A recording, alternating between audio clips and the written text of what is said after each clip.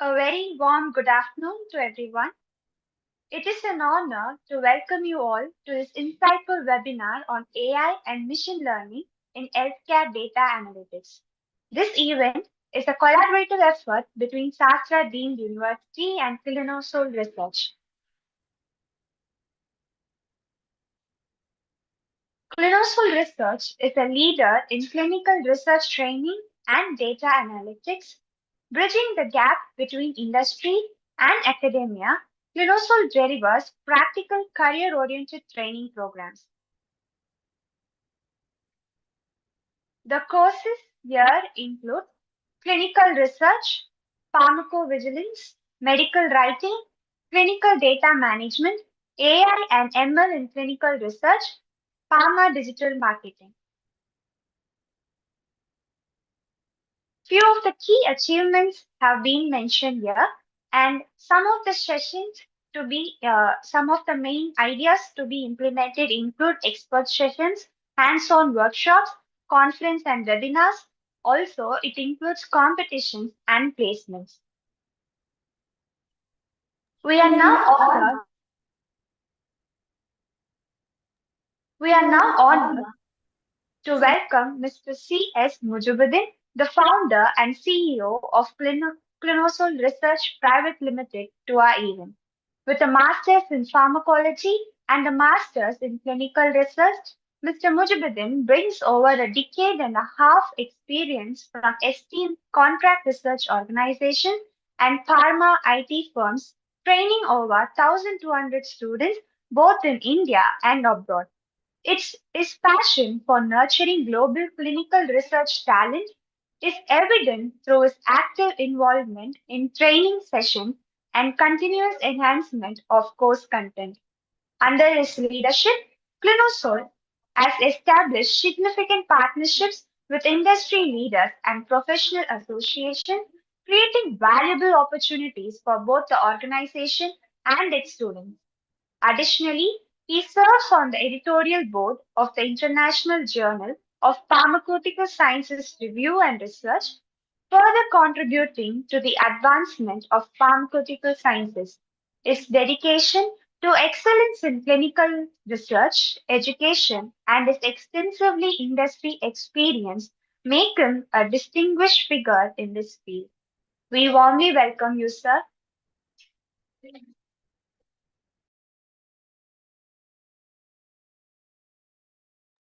Thank you. Thank you for introducing. So I hope my slides are visible and I'm audible. I'm visible.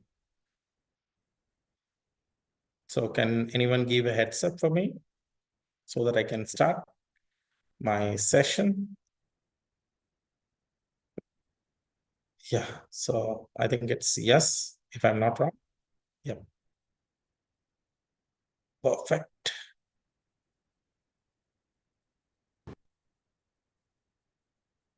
Yeah. So today's topic is on the transformation of AIML, artificial intelligence and machine learning in healthcare data analytics. So this presentation mainly focuses on the ML models and different healthcare analytics activities, which are highlighting the potential improvement of the patients and also optimizing the operations and also marketing of new products or medical breakthrough.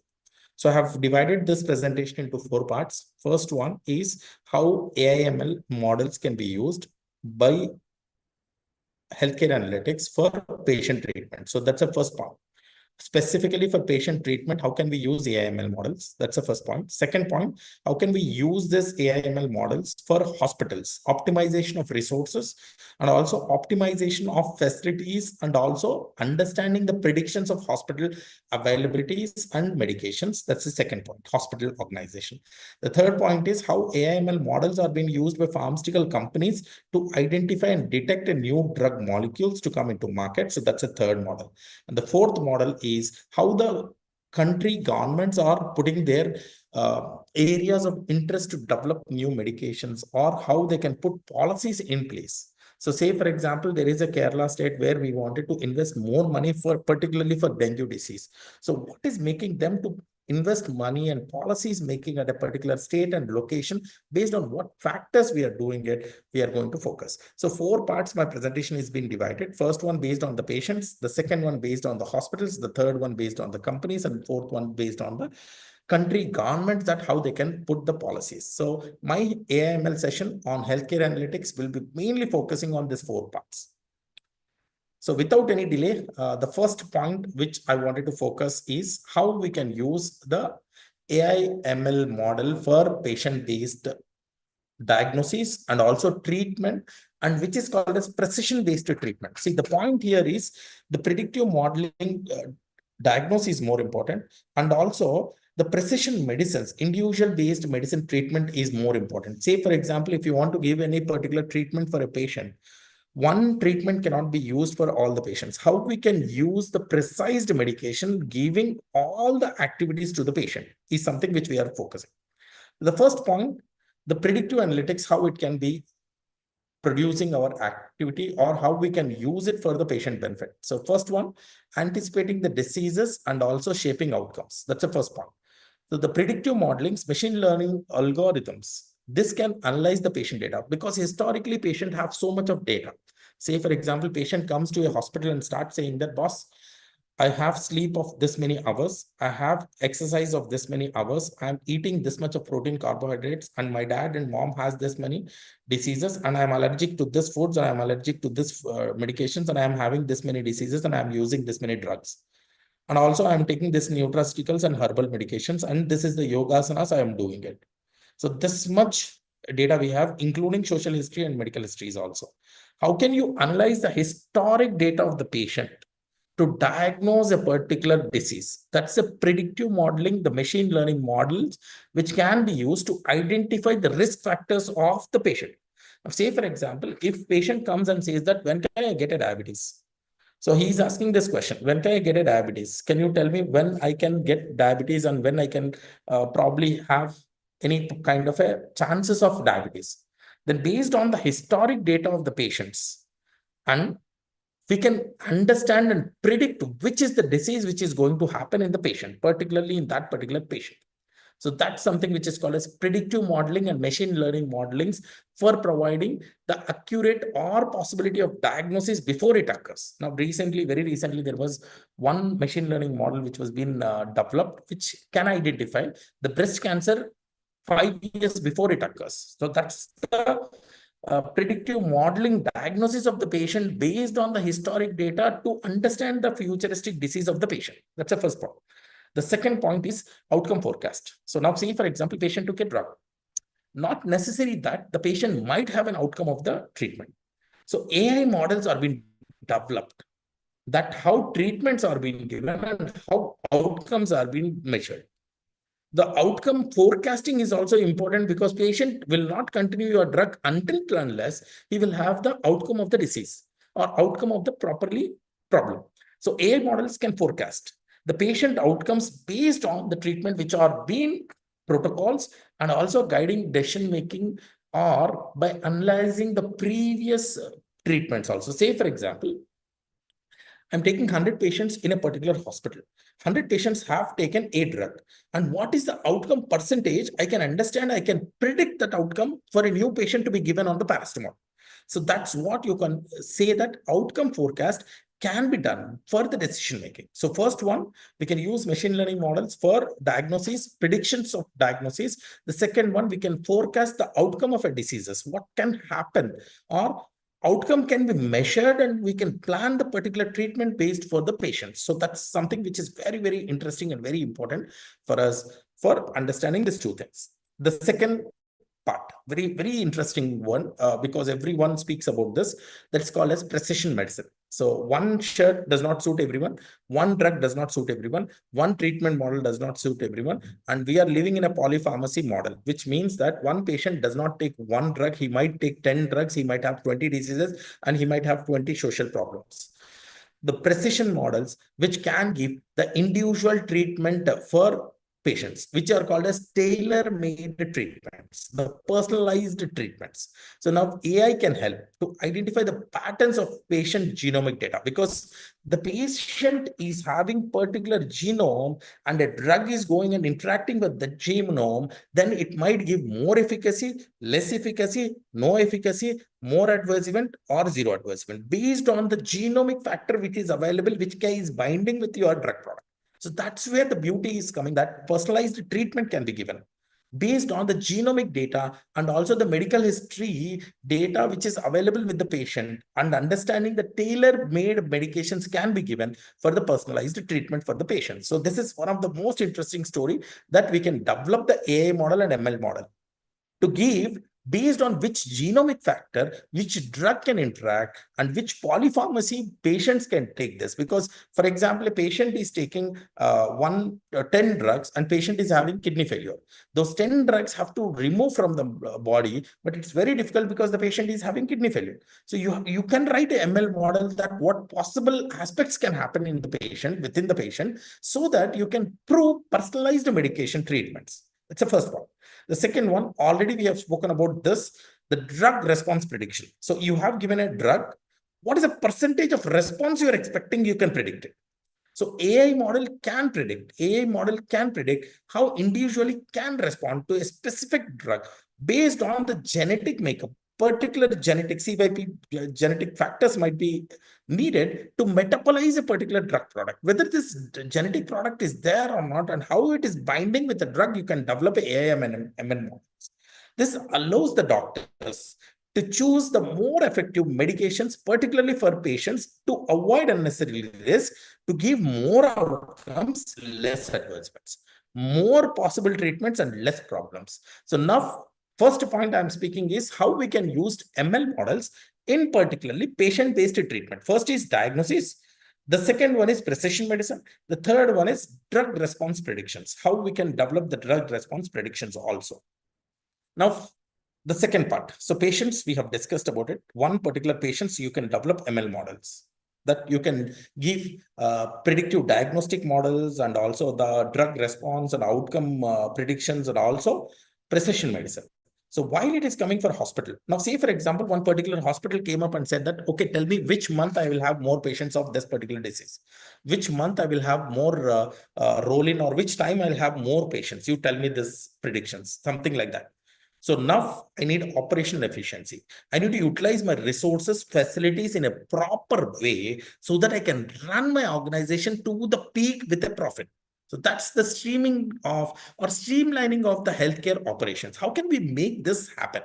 The first one, resource allocation. You can develop ML models. You can develop ML models with a historic data. You have so much of historic data. You can analyze and produce that historic data and predict something, which is your resource allocation. So how you can allocate the resource. So because AI optimizes the hospital resource usage, how many nurses you need, how many beds you need, how many doctors you need, which medications you need, which diseases we are going to get, what, because say for example, in cold, if you see month of November to January, more patients are coming with cold and cough, and also fever, or sinus problems, or headache. So because the climatic conditions are changed, and we need to have stock more of this medication and have nurses and doctors of this particular medications. So that's the bed occupancies, the staffing leaves, and facilities and faculties. All those activities should be ready for the resource allocation, and we can use AML model with the historic data to predict and to understand about this kind of information. The next one, the fraud detection. So the fraud detections can be done. So because there are so many frauds can happen in hospitals, machine algorithms can work on the billing abnormalities or anomalies. Say for example, patient have came, but patient have said that I'm ex-patient. But basically, why patient have taken admission? So now he ex-patient wanted to take the insurance, and why patient have said I'm an ex-patient. Then you can identify with ML models by using ML models because of EHR and EMR data of the patient, whether the right patient has got into the hospital and using the insurance. So the detecting the billing anomalies also, we can do it and we can prevent insurance frauds. Now, future is something like that. You might have an insurance and you might have a biomarkers or you might have your biosensors which can be used. Because very recently today we have seen one of the article which was being published, which says that there are watches which are being developed. Watches which are being developed with the sweat, it can detect your diabetes. With the sweat biomarkers, it can detect diabetes. Now we have got something which is called as patches. I'm going to discuss one more new product which I'm developing with one of the scientists. I'll discuss about that product also, how non-invasive products are detecting the disease before it is occurring. And financial frauds and insurance fraud can be prevented with the help of ML models and AML models. So when you come to hospitals, first one is resource allocation. The second one is you can detect the frauds which can happen with the billing information and insurance aspects. So this is something which is operation efficiencies and streaming the healthcare operations, which can be used for particularly hospitals. Yeah, it's one of the most interesting which everyone wants to know, and I think most of students also knows about it. So it's a revolutionizing about the imaging analysis and AI based enhanced medical insights. Now say for example there is an image. How can you understand the image? So because there are two types of data, one is structured data, one is unstructured data. How the unstructured data can be classified and converted into structured data and diagnose the disease before it occurs? Imaging analysis can be done, which is X-rays, ECGs, and scans. So there might be some situations where MRI, X-ray, and CT scans can detect the abnormality with the highest accuracy and making speed and recovery of the patient. You don't need to wait for a doctor for a longer queues to identify which is the meaning of this image or which is the meaning of the scan. So you can do image analysis and also you can do early detection because of this images, because early detections can be performed. The machine learning models have been developed in such a way you can do the early disease detections by identifying the subtitles or the signs with the images. Say, for example, image you have uploaded, an image has been said that there are 80% of chances, machine learning model has given 80% of chances is based on the historic data which we have already put into the system. We understand that this image can be this particular disease. For example, I'm saying. Then we are giving signs also of the patient saying that patient has a sore throat, cold and cough. And can you guess any probable diseases? And then ML models can guess the diseases, 4, 5 options it might give you, and will say that, okay, this is the problem which his patient might have. So that's an early detection. So might be human eyes might miss, but AML models can develop to diagnose the early symptoms and also image screenings. Based on it, we can understand. So we can give early detection and better treatment outcomes, we can produce it. So early detection, early prevention is always a solution. You don't need to wait for multiple types and multiple guesses. So improved accuracy will be there because system can understand more of imaging analysis. AI powered image analysis reduces the human errors, which might reduce the human errors, ensuring the more diagnosis and also making sure that timely intervention, timely treatment can be given. Because if you identify disease early, then you can give treatment early. If you don't diagnose a disease early, you will have more problems. The future is more about images. Say, for example, X-ray images, if I have broken my hand, so now if I have that image and upload that image, and it will give that what is the percentage of surgery I need it also. What is the percentage of the chances that it automatically gets attached also. It can give that what are the possible signs and symptoms you are having also. Like chatbot systems also can be produced with the systems which are called as imaging systems. So this is something which is the futuristic diagnosis kind of thing.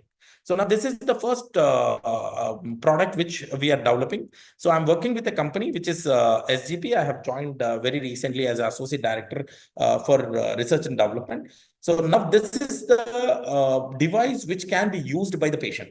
So now this looks as Dr. Poly. This is the device which can be used.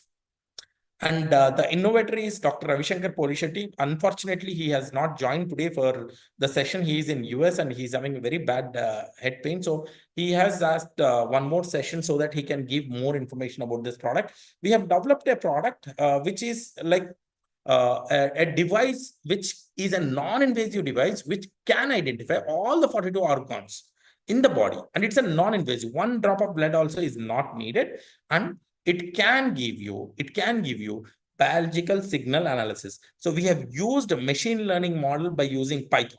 So this is the first algorithms which Dr. Ravishankar Polishetty sir has developed, which uses Python model, which captures and analyzes your PPG data, which VPK fingerprints also it gives, and it process all your 42 organs and will give you what might be your diagnosis or what might be the diseases which you have also.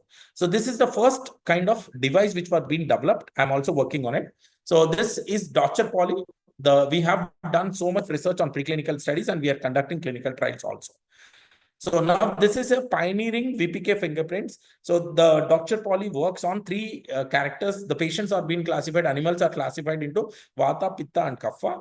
All patients does not need to have the same kind of a treatment. Say, for example, some of the research papers says that diabetes is HbA1c at 6.5 is considered as diabetes. But some research papers says that 7.5 is normal. Some research paper says that 9.5 is also normal. If you reduce that, people are dying. So now some parts of people are saying that LDL is good cholesterol, HDL is good cholesterol. There are so much of confusion. But the classification of animals we have done based on three models, which is Vata, Pitta, and Kapha. Based on these three models, we started giving treatments and we started developing the animal models, which is Vata, Pitta, and Kapha. And this is mathematical algorithms we have used by Python. So Dr. Ravishankar Polishetty sir has used, he's a cardiovascular surgeon and Ayurvedic scientist who have used VPK fingerprint to understand 42 organs, how it works in the body. And it has uniqueness which can identify exact problems of the diseases and can give solutions also, that what yogasanas you have to do and what food you have to do, what herbal supplements you have to do, what Ayurvedic treatments you can do. All those activities can be done with your Dr. Poly device. So it has integration of two characters. One is Ayurveda and also technology. So Ayurvedic classification of VPK fingerprints with the Python, we have developed this model, which is called as VPK 42 model. So this is integrating of traditional Ayurveda principles, which is VPK, Vata, Pitta, Kapha, with a modern technology advancement, with the innovations to achieve the precision and making the signs and syndromes accurate treatment and possible diagnosis. So this is the first device which we are developing, which is already into testing in animal models, and we have looked into how Vata, Pitta, Kapha are being done it. And we are conducting clinical trials also for this particular device. So now this is VPK analysis, which can be done. So it gives all four characteristics. So the first one, it gives optimal food choice. So based on your Vata, if you are belonging to Vata, there might be some specific foods you have to eat and you have to avoid. If you are Pitta, you have to eat and you have to avoid. Something like that. The food regimen also is being developed and given by the device itself. If you put a device for 10 minutes, it gives all results to your phone and also the laptop by using Python programming mathematical algorithms. And the next one, it gives the fitness, personalized fitness and yoga regimens based on your VPK fingerprints. It gives individual requirements. So this is the pure meaning of precision diagnosis of the patients, and it gives your omics data also, like genetic data also it produces. So that's the third point. And the last one, it gives a herbal regimen also and holistic wellness. So herbal regimen and holistic regimen also it gives. So now if you use VPK 42 fingerprint and also Dr. Poly, you can understand this all four things, that what food you have to eat, what food regimen you have to continue and which you have to avoid, and what fitness activities you have to do and yogasanas you have to do. And the third one, what are the genetic factors inside your body? And the fourth one, it gives your holistic wellness and also herbal wellness. So this is something which is more important. It also gives HbA1c and also bad cholesterol and good cholesterol without a single drop of blood. So this is the device which was being developed to identify and diagnose the sugar also, HbA1c, and also HDL and LDL and VLDL also. Yeah. So now Dr. Poly, it's already approved by ISO certified, RHOS compliant and CE marked and FCC. approved product. So this is the sustainability and natural health product which we have developed, and we are doing more and more research of this particular product in animal models and also human beings. Now there is the third point, which is called as, we have spoken about the patient, we have spoken about the hospitals, we have spoken about the device which are being developed for diagnosis of 42 organs, first non-invasive diagnosis. The third point is, how can you develop a molecules by using the power of AI? So now I have given 42 molecules. Out of 42 molecules, I don't know which molecule is superhit molecule. Virtual testing, which compound identification, which drug can get interacted, you can develop ML models. The affinity predictions you can develop, and you can put which drug can get interacted with a particular molecule and receptor and give an efficacy. So AI can identify the promising drug candidate out of vast history of drug molecules. You have drug banks and drug molecules which can develop. So you can identify compounds. That's the first point. The second point is drug target identification. So now you might have receptors which can target the drug.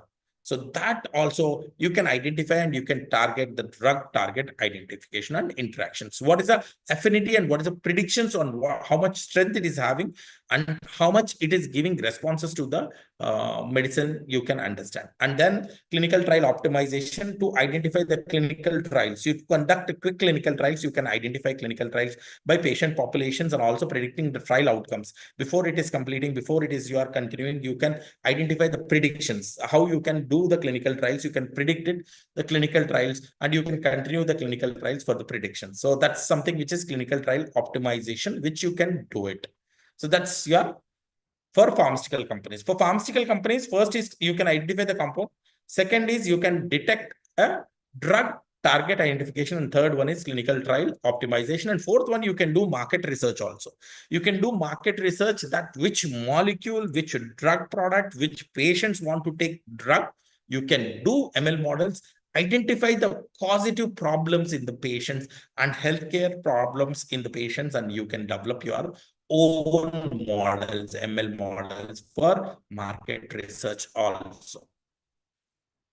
Yeah. So this is one more thing where doctors can use it. So this is something which is called as doctors can use it. The physicians can use if you develop an ML model where you just put all the details of the patients and also scan reports and lab reports, X-ray reports, signs and symptoms, everything you put it, and clinical decision support for the physician.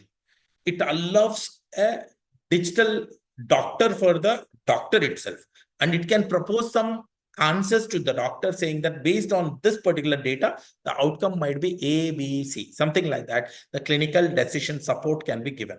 So guiding clinicians with AI powered insights. It can give AI powered insights. You can develop machine learning models, and it can give you treatment recommendation based on the data which is being put into the system. Doctors will get propositions, doctors will get responses that the treatment recommendations are A, B, C, D, something like that.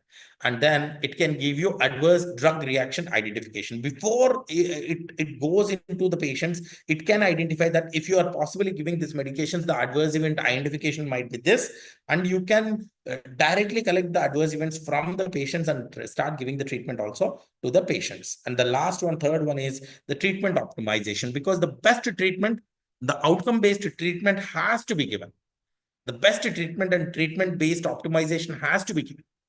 That's your most important, which is called as clinical decision support, which can be given guiding for clinicians AI powered insight. We can develop an app, we can develop a machine learning model where it can support the doctor, where if doctor puts the signs and symptoms, doctor puts the lab reports, doctor puts all the images and scans and all those things, and then it can give possible predictions of the treatment and possible predictions of a diagnosis of the disease, possible predictions of adverse reactions, and possible optimization of treatment which is being given.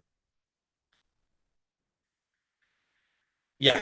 So this is one more thing, which is how you can unlock the insights of unstructured data. See, this is a more important because unstructured data is so much huge.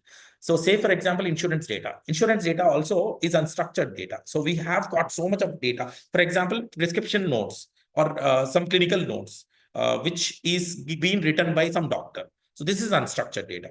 electronic health records. This is unstructured data. Medical literatures or the articles which are published. This is unstructured data. So how can you put unstructured data and utilize the unstructured data for data extraction? So that's the first thing. So once the unstructured data is there, you have to extract that data, unstructured data, and how you can utilize the clinical notes, EHR data, and also medical literature reports is more important for you. And the second one is the automating documentation. So the automating of documentation is more important. The automates the documentations and also it codes the processes. You can write the coding process where you can automatically document that, okay, this document goes and fits here, this document goes and fits here. This is the extraction of data, you can do it. And the last step is you can pull out the research insight from the available information, like NLP models can analyze the vast amount of medical literature because so much of information is available and we are sitting on data lakes and we are sitting on data where we can understand the medical literatures and analyze the data, understand the patient trends, and also futuristic research we can do it, particularly which is called as research insights. The insights of research is more important, wherein you can understand unlocking of the unstructured data for the prediction of the futuristic problems. Yeah. So now there is a big problem with all these models. There is a big problem with all these models, with AIML models implementation. So because healthcare data analytics is very confidential data and very private information, and the patient is not happy to give this all information to anyone. So the first problem, which we have to make sure, the causative problem, the more dangerous problem is data privacy and security, because you are playing with the whole logic of a data of the patient, and also the patient data has to be collected in such a way that the data privacy and security has to be taken care. The data privacy and security, ensuring the compliance with GDPR, which is the regulations, and also HIPAA compliance. The HIPAA compliance is so important that when you are developing any machine learning models, make sure that it is adhering to HIPAA model, which is Health Information and Portability Accountability Act. So because this act clearly specifies that no data should be leaked and no data privacy should be compromised, and security should be so much very trustworthy security data should be there, which is data privacy and security. First point. The second point is integration of data. So this is a big problem for us also, because integrating of clinical trial or integrating of clinical information from the patients and also medical literatures, images, scans, lab reports, insurance data, pharmacy data, and drone-based dispensing, all those data information is so much high, and its integration to AI model is so much bigger task, and we have to accurately give the insights, which is data integration is upcoming. And the third point is bias. When you develop any machine learning models, you might have bias. That my treatment is good and you might have the bias. So when you are writing AI models, to make sure that you avoid any discriminatory outcomes, saying that, okay, my drug, I'm thinking that my drug is having nice outcome. You are writing a program and machine learning model and understanding that the outcome is good for that particular activity. So that's something which is called as bias mitigation. The third one, last one is, I've spoken very nicely about the patients, about the hospitals, about the pharma companies, about the doctor quality wise, and about the countries, how they can do it. But now the point is, how can we explain this to our parents? How can we go and tell that we have developed a mathematical model, algorithm model, and machine learning model by using Python, and you believe this information and you put the data, you will get the result and you will get the treatment option. So can we put it in front of our parents? Might not be a challenge. The explainability, how the ML models can predict the explainability of AI ML, because AI word is very big. How can you predict and how can you give these models is so much important. Making AI decisions of transparent and explainable to clinicians is very crucial for making sure that the building of trust and ensuring the responsible use is more important. The explainability is more important. How you can explain the use of AI models, in particularly with the healthcare analytics, for using the healthcare analytics. Yeah. So now one more time, what the future of AI in healthcare analytics? The first one, federated learnings. you have to collaborate with AI model across institutions and also across the patients, and making sure the privacy and security is not being compromised. The second one, explainable AI, which is XAI, where improves the trust of AI by making decisions, wherein the transparent and making sure understanding and acceptance is being given.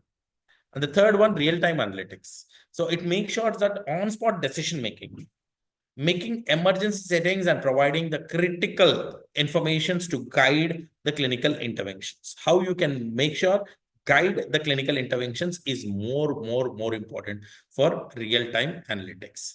And the last one, fourth one, is digital twins, wherein it creates the virtual replicas of the patients. Exact replicas it can provide, the digital twins it can provide, and it can create the virtual replicate of the patients for personalized and allowing the testing of treatments and optimizing the care of plans. So digital twins is more important in the futuristic aspect, wherein the same kind of models can be developed.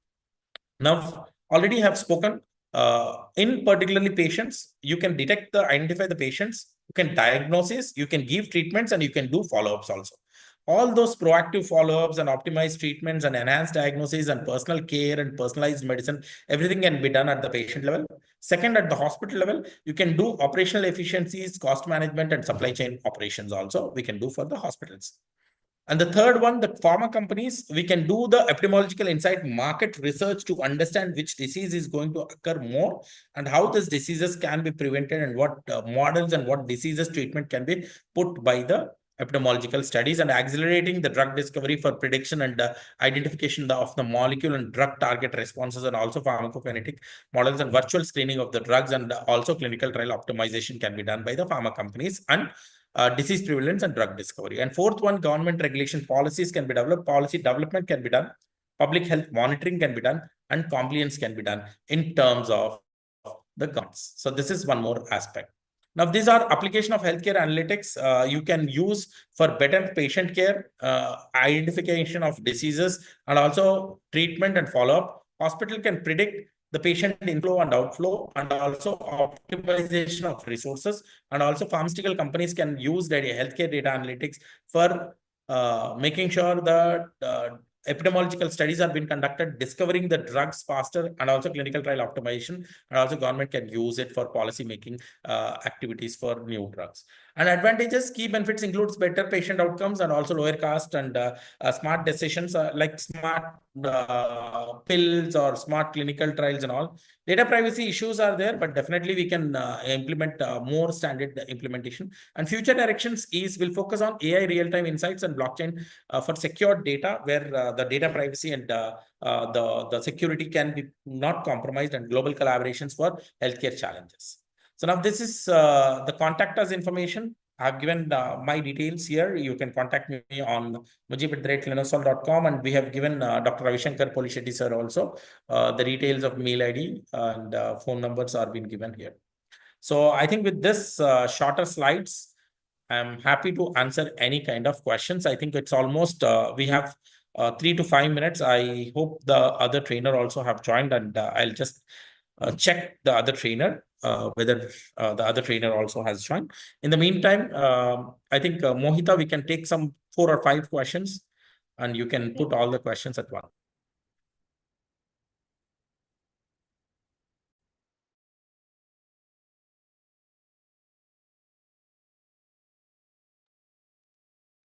So we are now on the Q&A segment. So if you have any further doubts, you can put them on the chat box and we would be happy to answer them.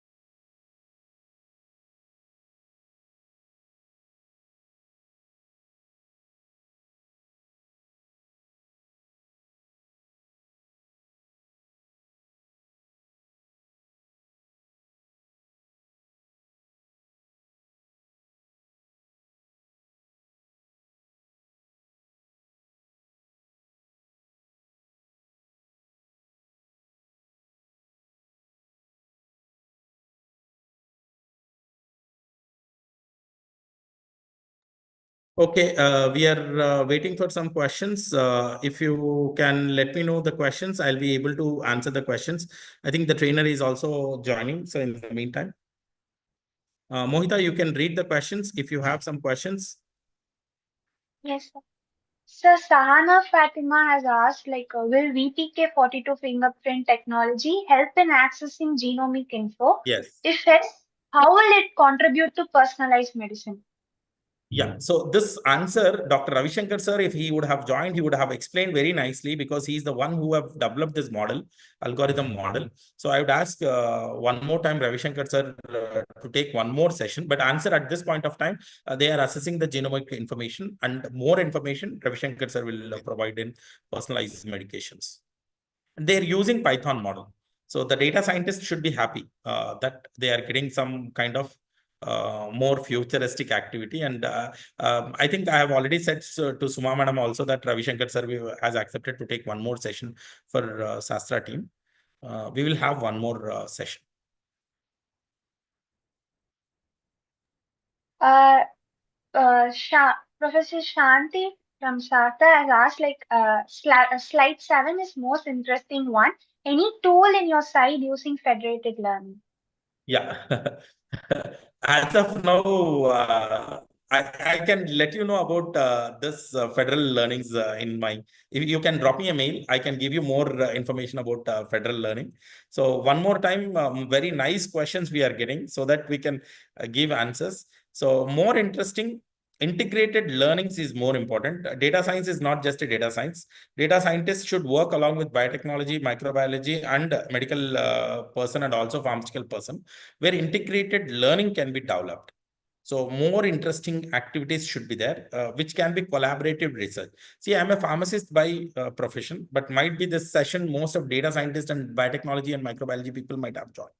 So it's not about even our my sir, Dr. Ravishankar Polishetty sir has done cardiovascular surgery and also a Ayurvedic scientist. He is developing his Python model. So it's all about integrating of the knowledge and exchanging of information.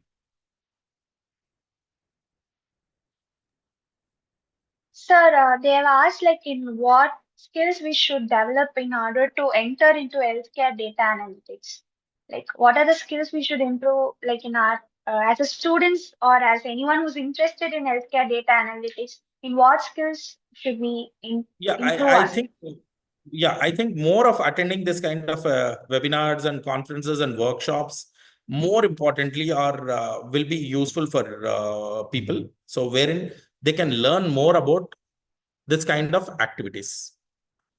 And workshops will be more helpful, conferences will be very helpful, and this kind of a webinars will be very helpful. And also understanding about the patient data, learn more of patient data, attend multiple conferences where this kind of a discussions are happening, and ask more questions to us. How can you learn about patient data and how can you grow?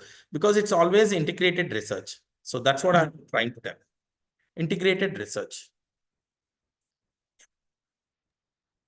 Sir, A is not always correct, sir. Like it does not give us, there is no 100% chance that they give a correct answer. So they are asked what will happen if there is a wrong decision? What if it is one of them? What are the mitigation of the risk? Yeah, see, basically, data science itself is a prediction models and it cannot give 100% accurate results, and we have to accept.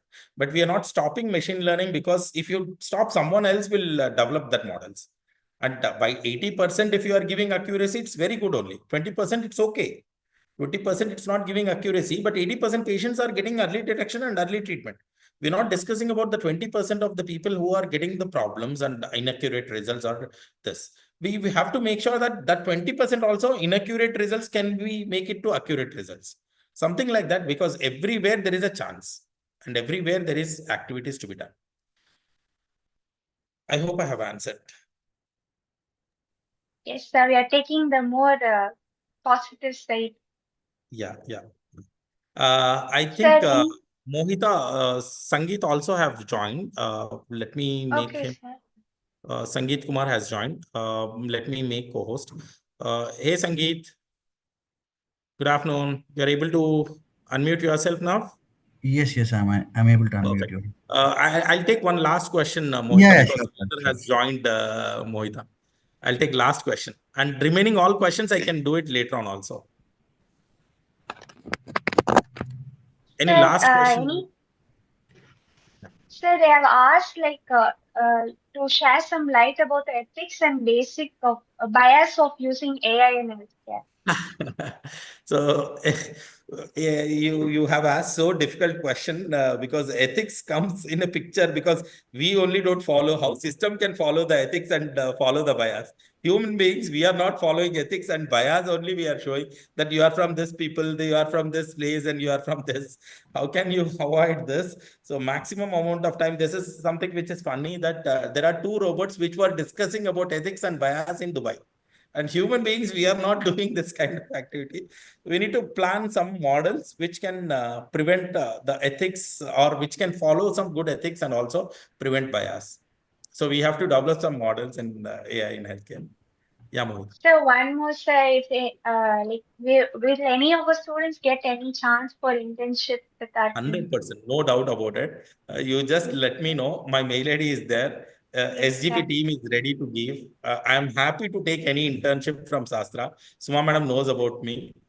So anytime, Suma madam, you just let me know about any opportunities, and we have a very best person joining us. Sangeet has joined, and even Mahesh has joined from Social Tech. So I'm very thankful for both of them, though they are very, very busy. They have joined. And Sangeet, really sorry for making you to wait for some time. It's okay, There no was some... issues. Yeah, no issues. So, Mohita, I think I should stop my session because Sangeet can take it forward. Thank you. Yes, Thank you, sir. Yes, sir. Subramaniam. Thank you, Mohita. Thank you. Yes, Yeah, sir. thank you, Vijay sir. Yeah, thank you. Thank you, sir, for your valuable webinar. It was really interesting.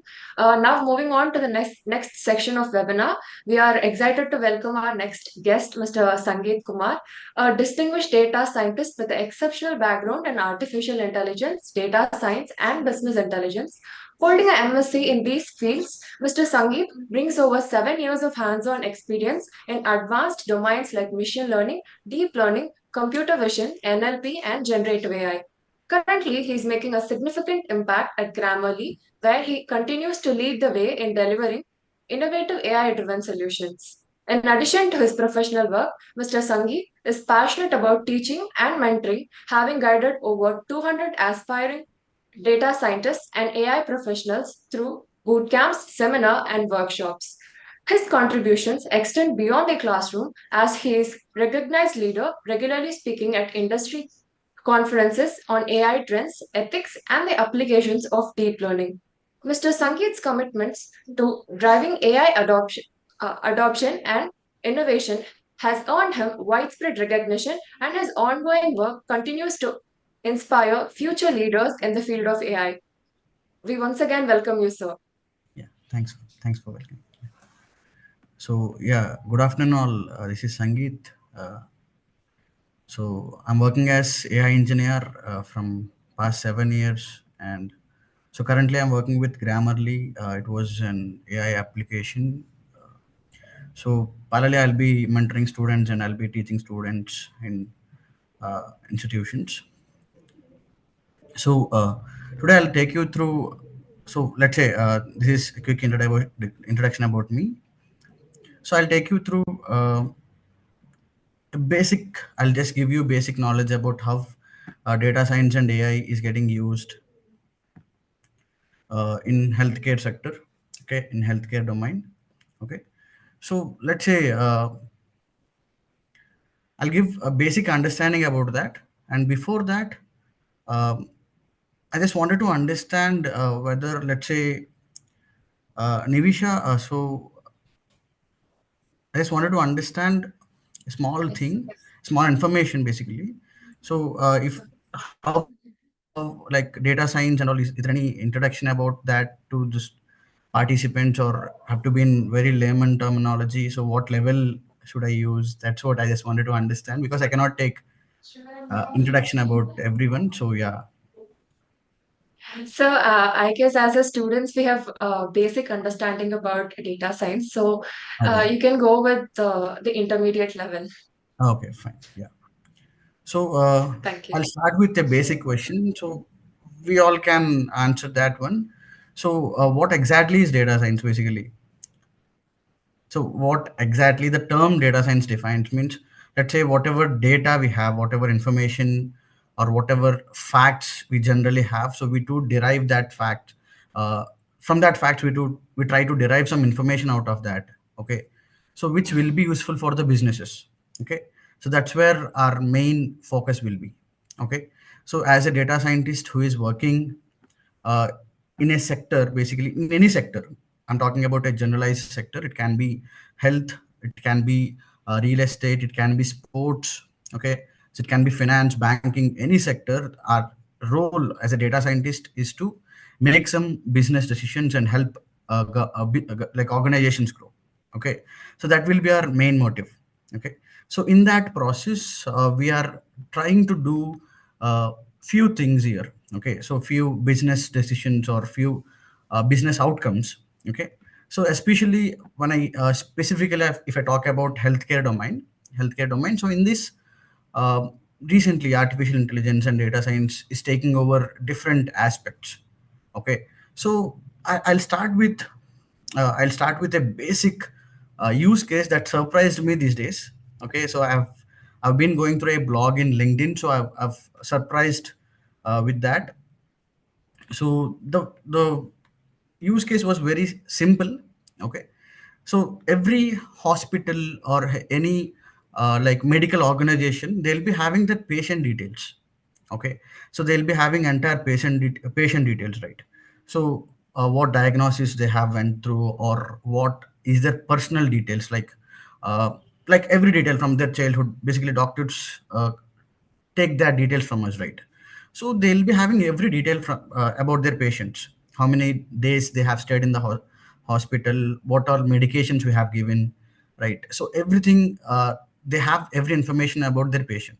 Okay, now what was this AI application they came up with? It was a big uh, hospitality, medical uh, chain of hospitals in US. So they came up with an use case that they'll build an AI model which predicts the patient Excuse readmission me, time.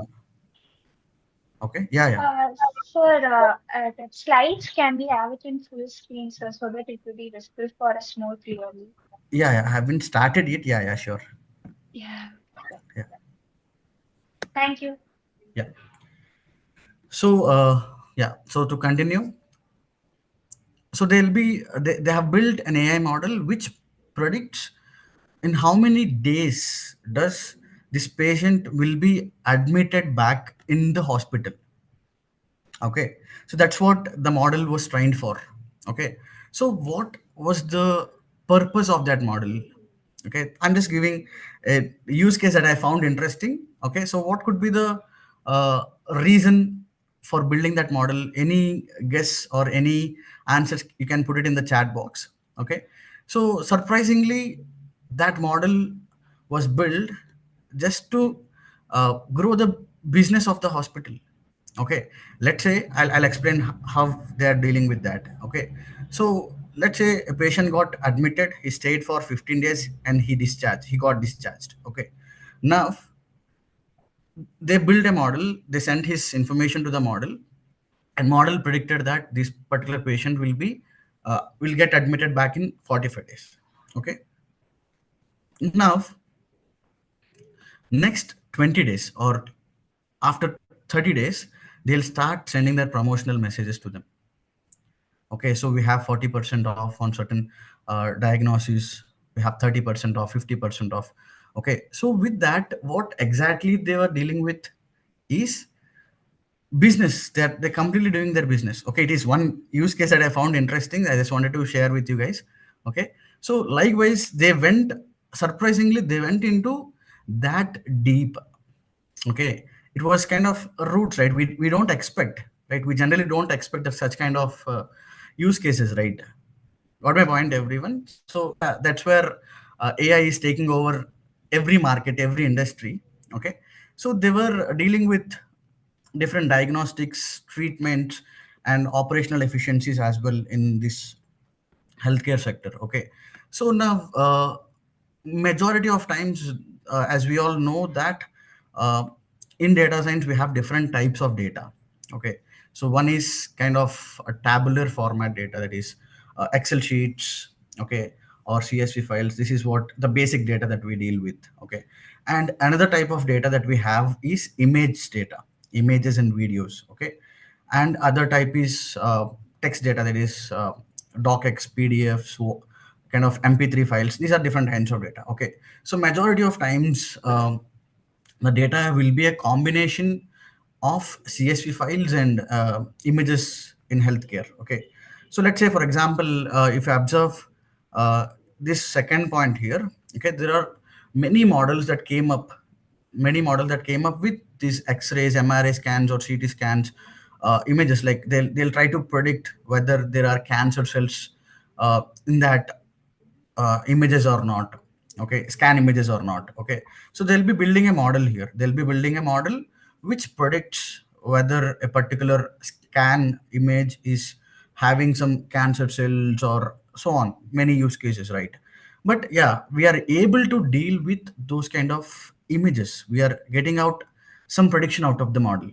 Okay, I'll talk about accuracy of that after completion of this. Okay, I'll discuss about that as well. Okay, so what we'll be concentrating, okay, what type of accuracy we'll be concentrating, false positives or false negatives, we'll discuss that part. Okay, but yeah, so the data, majority of the times we'll be dealing with the data which is a kind of tabular format, as well as images or videos.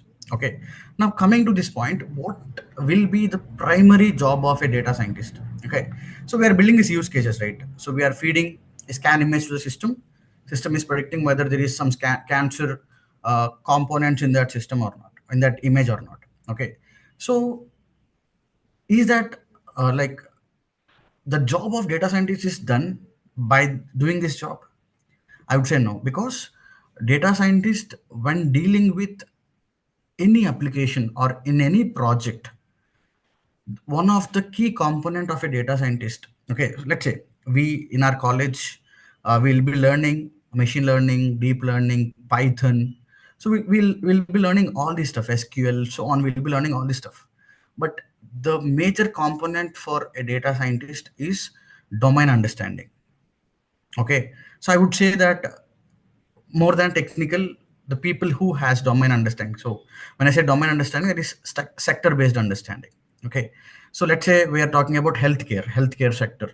Okay, so before building these models, data scientists need to have a complete understanding of how this sector works. Okay, then it comes to the use case. Okay, so I'm building a system machine to predict cancer, yes or no, type of prediction. Okay, cancer was there or not. So now I need to have complete understanding about this particular use case. Okay, so when you have this kind of use case, understanding of the use case, you'll make modifications in the data according to that. I'll take an example here. I'll take a beautiful example. Let's say, for example, we feed data to the system.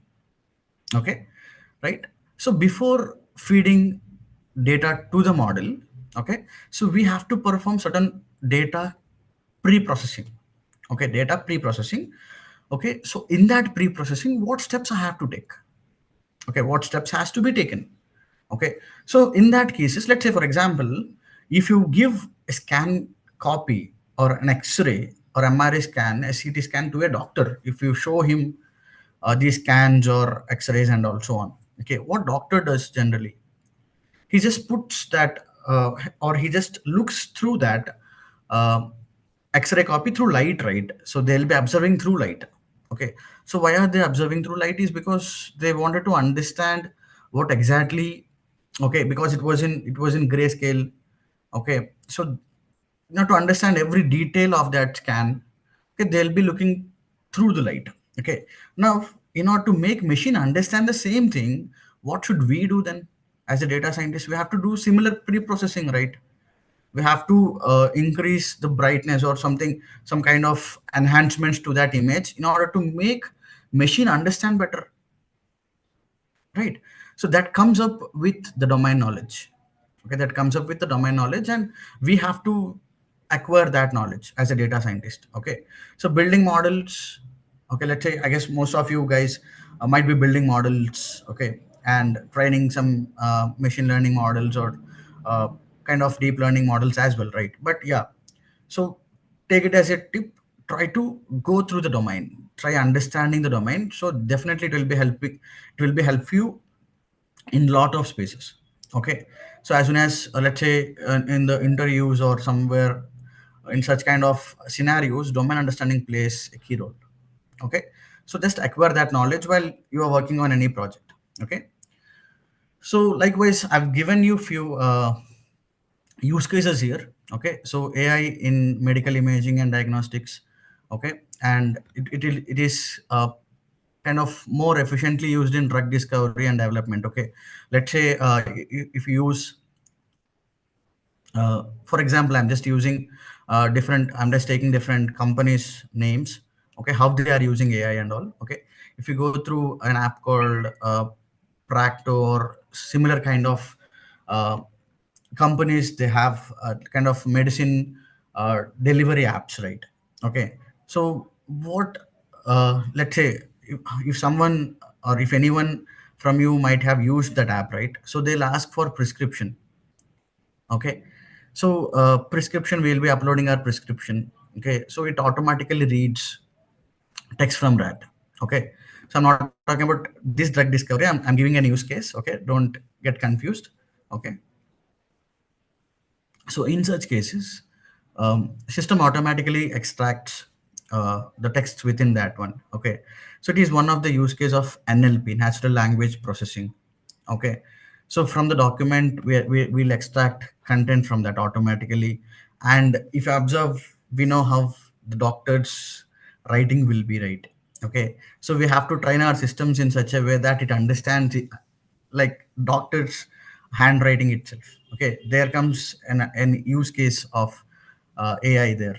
Okay, and if you observe here, in drug discovery cases and development for researchers, basically in pharmaceutical sector for researchers, AI is biggest help or support for their analysis or research. Okay, they'll be taking a lot of uh, applications that are available throughout AI to extract, to understand these molecular structures and all. Okay, that is one use case. Okay, and I'll take one more example. Okay, and AI in personalized medications. Okay, so let's say for example, I'll take an example of as I mentioned earlier in the starting of the session, I mentioned one point. Okay, so that always healthcare or hospitals will be using this AI or data science to grow their business. That is one point. Okay, so we has to think as a data scientist who help them in their business growth. Okay, our decisions, okay, our decisions or whatever automation we do, we help them to grow their business. For example, I'll give one example how our automation is helping businesses grow. Okay, for example, you might have heard that robots are doing some surgeries or some kind of helping doctors in some kind of surgeries and all, right? So why they are using robots, why can't they use doctors? Okay, that is one use case, right? That is one use case where they are using AI. Okay, so why can't they use doctors in that case? Okay, so there comes a important thing that companies looks for is cost cutting. We call it as cost cutting. Okay, so companies basically look for saving the amount. Okay, let's say for example, if a doctor deals with an operation, a surgery. Okay, he charges 30,000 rupees. For example, I'm just giving an example. You can take the number as well. Okay, 30,000. Okay, now in a month, that particular doctor does let's say 10 surgeries in a month. Okay, so how much it became? 3 lakhs. In a year, it will be around uh, 4 lakhs. Okay, sorry, 40 lakhs. Okay, for a month it was uh, 3 lakhs, right? So around 3 lakhs 30,000 something. Okay, 3 lakhs 30,000, 33 lakhs. Okay, right now what companies will be looking for is kind of long-term processes. Okay, so if they purchase a robot which does similar kind of operation, all right, okay, so in that cases, how much they'll be saving? Okay, let's say if they purchase a robot for 50 lakhs, for example, okay, and that robot's lifetime will be at least 10 years. Okay, so if they are spending 33 lakhs on a doctor per year, and they're spending, let's say I'll take 1 crore, maximum of 1 crore. Okay, so this 33 lakhs will be for 3 years only, and this robot will be for more than 10 years. Okay, that's where companies will be looking for. That is one of the use case that companies are launching uh, robots to help in the surgeries. Okay, so that is one use case, and they will be um, like doctors availability is a biggest concern for healthcare, and there is a robot which is available every time. Okay, we just need to click a button, that's it. Okay, so that's where companies will be looking for in any sector, not here we are talking about medical sector, but yeah, in any sector companies will be concentrating on cost cutting part. Okay, and another important component, other than building models, okay, training machines, these kind of aspects, there is one more beautiful component that data science is holding is analytics.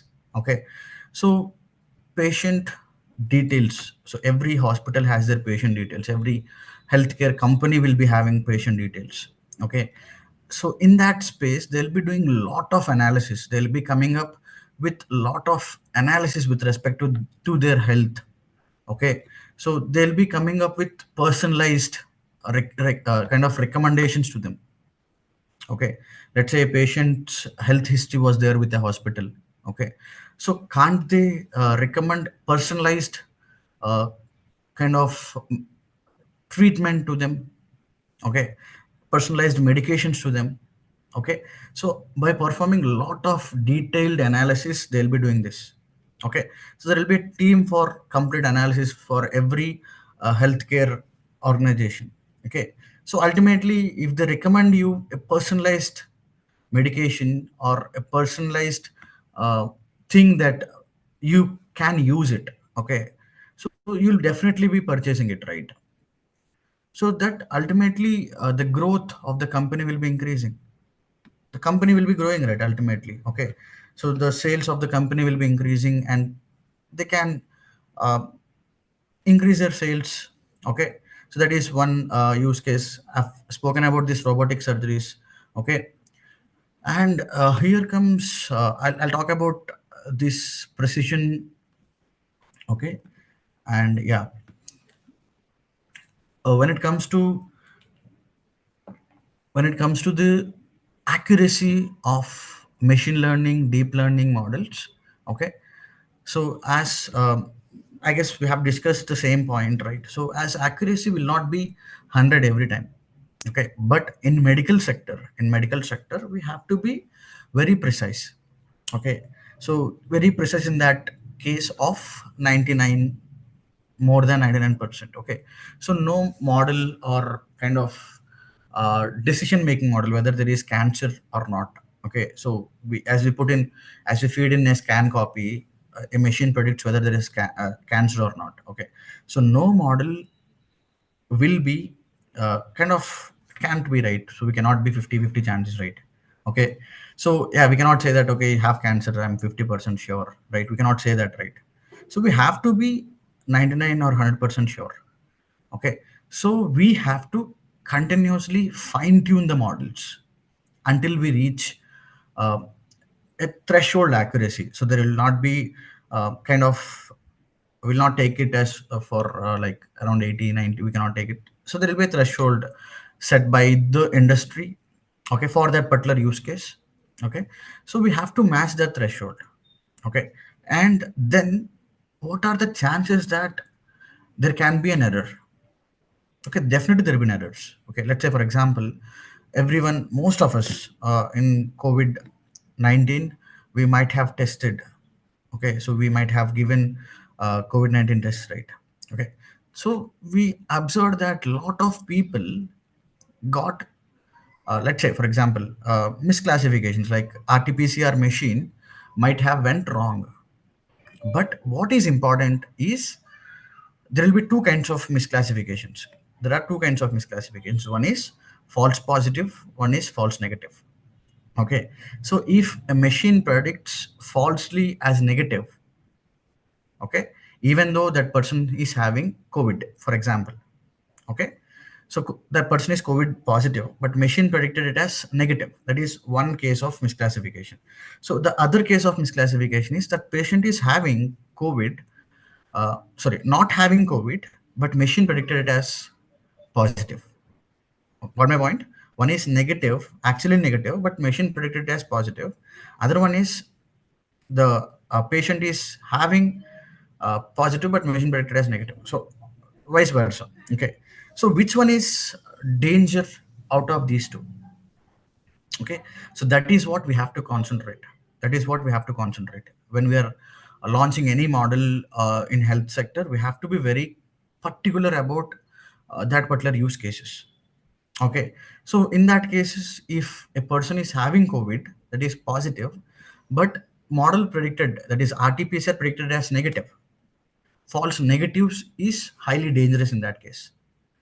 Okay, even though if that patient is not having COVID, machine predicted as COVID, okay, he'll take care of, he'll be a bit careful. Okay, but if a patient is having positive, okay, but machine predicted as negative, he'll not be careful, right? So it can be dangerous. Okay, so that's how we deal with these kind of use cases. Okay, so we have to be very particular about kind of false negatives. Okay, so introducing these kind of models, we'll be uh, very particular about false negative rate.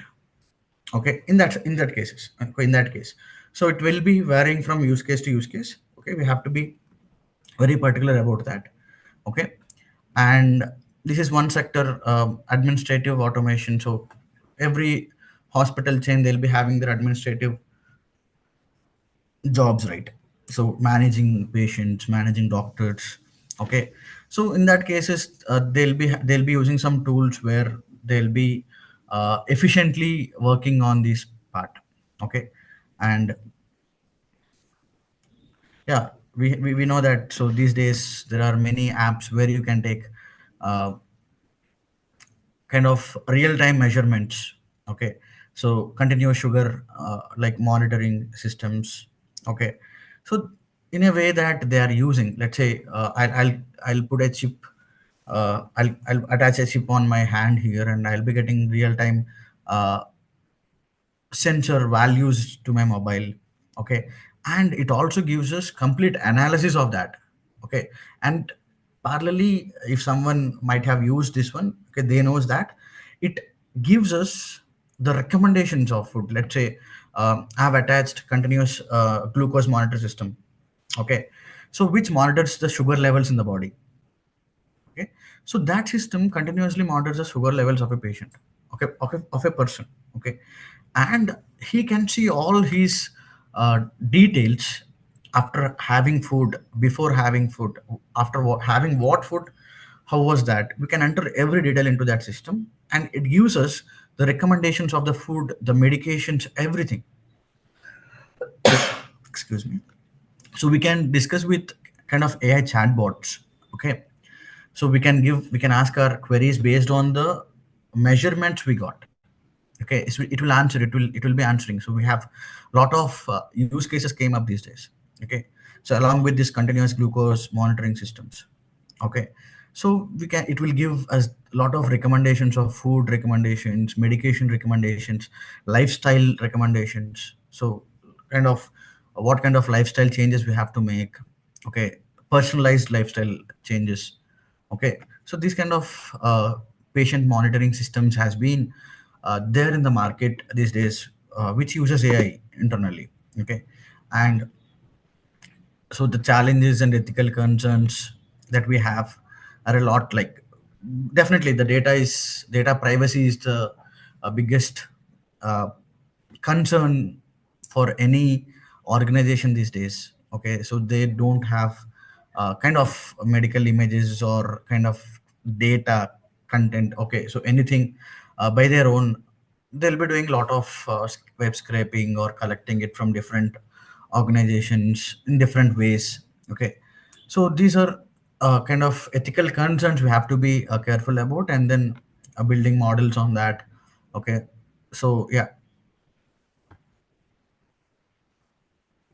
yeah, so so that's it from my side. So any questions, guys? Any questions? I'll be happy to answer any questions.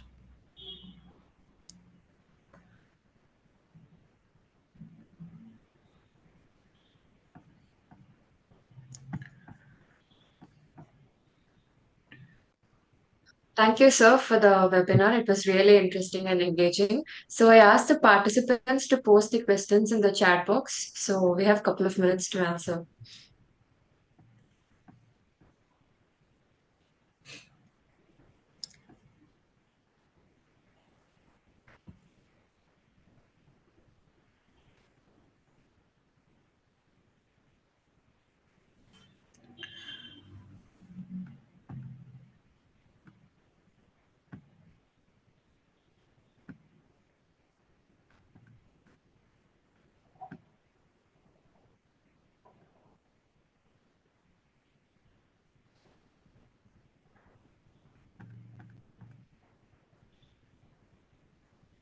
Sir, Yeah, hi Mohita. sir, as we said, like data science, we mainly need data, like the data sets will be very huge now, sir. There. So if it is an unorganized data set and in the field of healthcare, then it will be a huge process, like how to handle those in case it is an unorganized data and there Okay, are so the what do you mean like unorganized in the sense like can you give a glance about that or so mostly like organized data in the sense they mostly be like table form. You would receive them in a table okay, form you're talking already. about structured and unstructured data? Ah, yes. So if it Okay, so definitely because in most of, yeah, continue, yeah. because in healthcare most of the data we get from different patients, so that it will be hard to. Exactly. So there are two things here. I'll not mix up these two things. One is unorganized, okay. Other one is unstructured, okay. So unorganized data in the sense when you fetch the data from different resources, okay. Let's say when you fetch the data from different databases or different websites or from different vendors, okay. Let's say think about a healthcare organization, okay. They are building a model which predicts cancer. Okay, the data that is needed is CT scans, okay. So they are fetching this data from different vendors, okay, most probably from, let's say, 5 or 6 vendors, okay. So they'll be holding a database here, okay. So where the data has to be in the required format, okay. So we as a data science, we divide our team into different small teams, complete team, okay.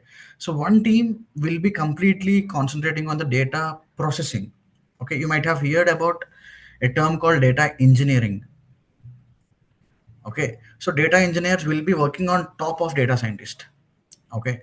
So as data scientist work starts, before that data engineer work will be starting. So data engineers are the people who curate the data, who organize the data, okay.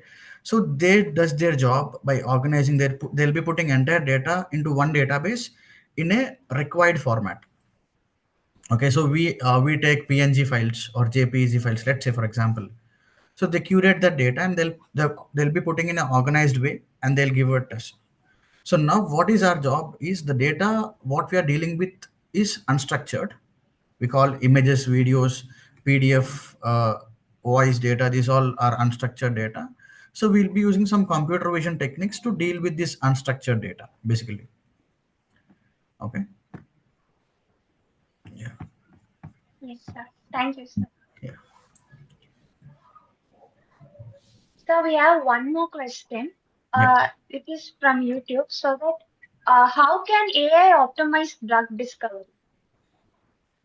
Drug discovery optimization in the case that, okay, let's say we call it as personalized drug discovery. So yeah, so in that cases, uh, when the information of the patient, or let's say the use case, the problem that we are solving, if that is so clear, okay, that let's say if I wanted to discover a drug for particular diagnosis, okay, so in such cases I have to be very clear about the problem statement, what problem exactly we are solving, and then what all diagnosis I have to do with this.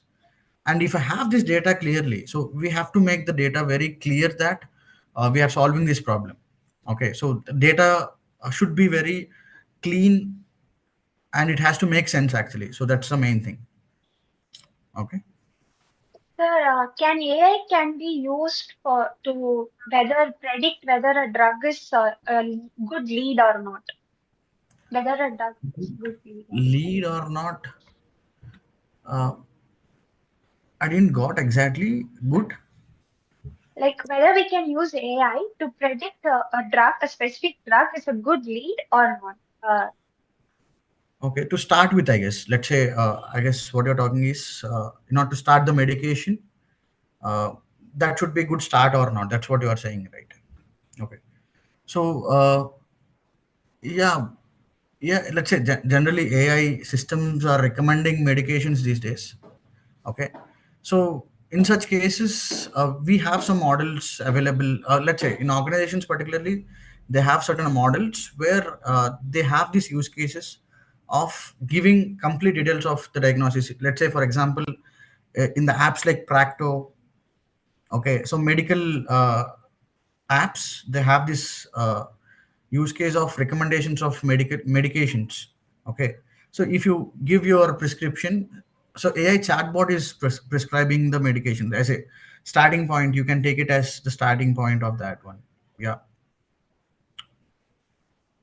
Sir, thing is like they have asked like lead optimization, sir, like how AI will help in lead optimization. Lead optimizations. Like during the trials, medicine trials and everything, the stages while doing, Right. we use lead optimization. Okay, so yeah, I have no idea on Yeah, the use cases. Yeah, so I'm not precisely into such use cases, but yeah, if I get a chance, yeah, definitely I'll just research on that part as well. yes, Yeah. sir. So, one more question.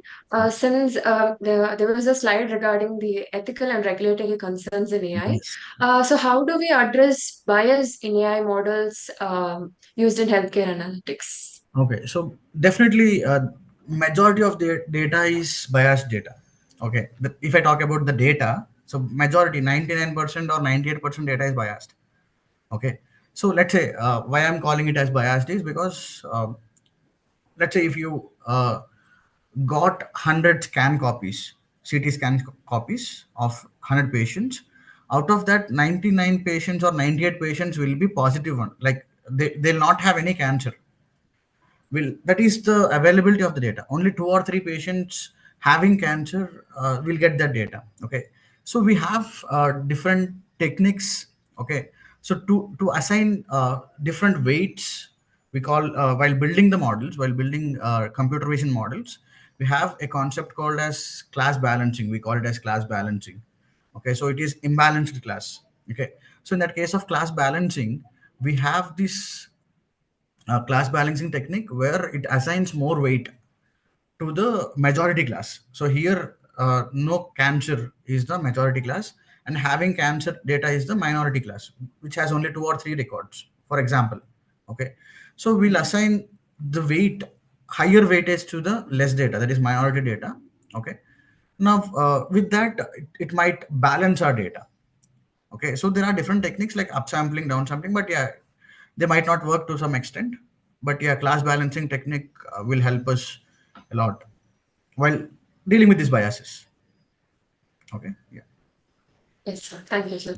And one more question, sir. So, what are the essential skills for students or professionals who want to enter into this field, like the basic skills that they have to possess? AI, the basic skill was Python was the starting point.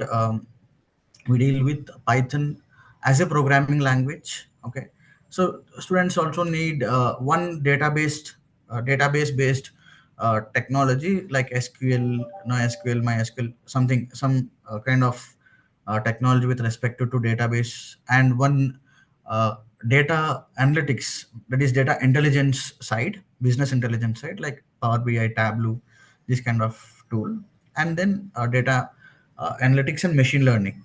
Okay, so the path will be in this way: Python, SQL, and then data analytics. In that, we have Power BI or Tableau, then machine learning, deep learning, and then deep learning, computer vision, and then NLP. Okay, so while learning this all stuff, the main core is statistics and probability. Okay, so we have that as a core of data scientists, because whatever decisions we do take should be backed with some math, some numbers, right, basically. So for that we have statistics and probability. Okay, so that plays a key role within this. So this can be the skill sets, like, yeah, to survive in the market. Yeah, this is sufficient. Yeah. Yes, sir. Thank And you, sir. yeah, and one more add on to this, uh, the major skill set was curiosity as well. Okay, so Sure, yeah, sir. skill set itself will not bring kind of jobs to us, because we have to be logically or decision making wise we have to be a bit strong. Okay, so that comes up with a bit of curiosity, that's it. Okay, yeah, Thank you, sir. yeah, Sir, how can advancement in LLM can help yeah, your LLMs voice can is not help so in clear. healthcare? Sir, is it Yeah, clear now? Hello? yeah, it's better now. Yeah, yeah. Yeah. So how can advancement in LLM can help here in healthcare? Like, as we all know, LLMs are taking down the market these days, like large language models like GPT. And if you observed, like 2 weeks back, there is a model that took ChatGPT down. Any idea about that? Okay, that has beaten ChatGPT. Okay, someone raised your hand. Yeah, DeepSeek. The model name is DeepSeek. Okay, it's from a China-based company. Okay, so ChatGPT is of OpenAI, right? So it was kind of High Flyers or something. The company name is High Flyers or something. Like, they came up with a model. It's a LLM model. Okay, ChatGPT is nothing but it was trained on a model called GPT, which is an LLM model, large language model. Okay, so in healthcare sector, basically there are a lot of models that are available which are already trained. Okay, which are pre-trained, we call it as pre-trained models, which are large language models. And what is our job is to fine tune them with respect to the use cases. Okay, so let's say I have an use case for my organization. I'll take that LLM model and I'll fine tune it for my use case. Okay, so that's what the difference that LLMs brought into the market. Okay, previously, before LLMs, how it used to be is we deal with a base model. Okay, we start building the model from scratch. With my data I train a model, it is from scratch, and then I try to improve it from 0 to 99%. Okay, but now scenario got changed. We have LLM model which was already trained, and the accuracy starts from 85 or 86. What is our job is to take it from 85, 86 to 99. Okay, so that is what the difference that LLMs brought into picture. Okay, Yes, sir. yeah, Thank you, sir. yeah, thank you. Any other questions? Yeah, I guess in chat box you can observe the core skill set. Okay, I have pasted it.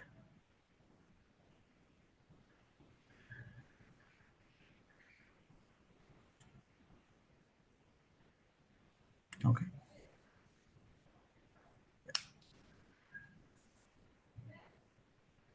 right. So yeah, is there any other, like, any other questions, or I'll be happy to answer.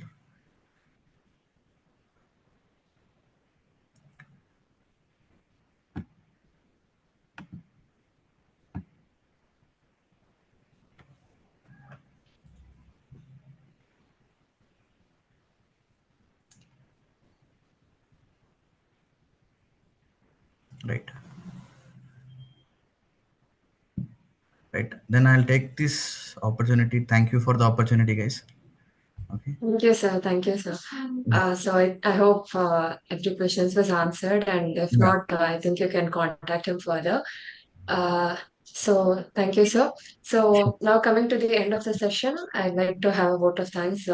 It's my privilege to extend a heartfelt vote of thanks for today's insightful webinar on AI and machine learning in healthcare data analytics. A special thanks to our esteemed speakers, Mr. C.S. Mujbuddin and Mr. Sangeet Kumar, for sharing their expertise and invaluable insights. Your knowledge has truly enriched our understanding of AI's role in healthcare. We sincerely appreciate Sastra University Management and Deans for hosting this event, and Clinosol Research for their collaboration and commitment to bridging the gap between academia and industry. A big thank you to the organizing team for ensuring a smooth session, to all the participants for your enthusiasm and engagement. Looking forward to have more such discussions. Thank you and have a great day.